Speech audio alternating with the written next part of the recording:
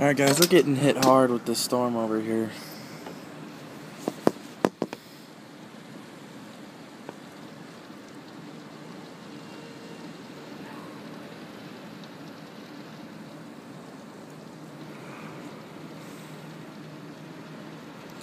Everybody's running for their lives.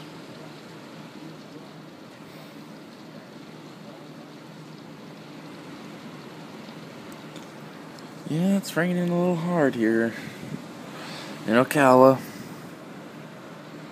I don't know what it's like in DeLand, but it's raining hard here.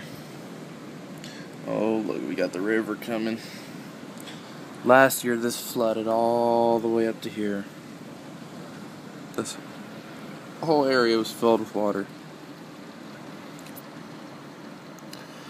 And here goes our road, getting washed out, filling up with the pond, as y'all can see. It just started raining like 2 minutes ago. Here comes the river right here. Yep.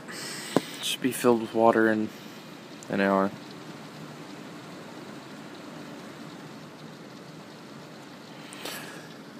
I don't know what the weather's like in DeLand, but sure hell is raining here.